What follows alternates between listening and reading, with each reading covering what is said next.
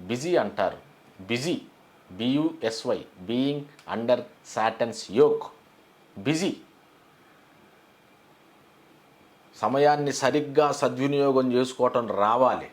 Busy అనే పదం రావద్దు. Priority matters.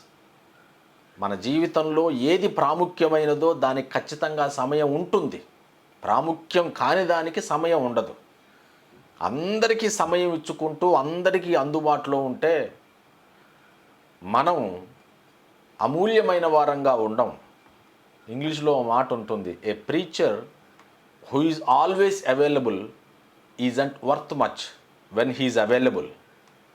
అన్ని వేళలా అందరికీ అందుబాటులో ఉండే ప్రసంగికుడు అసలైన సమయంలో వాల్యుబుల్గా ఉండడు, అమూల్యమైన వాడుగా ఉండడు. వాక్య ధ్యానం చేయట్లేదు, ప్రార్థన చేయట్లేదు.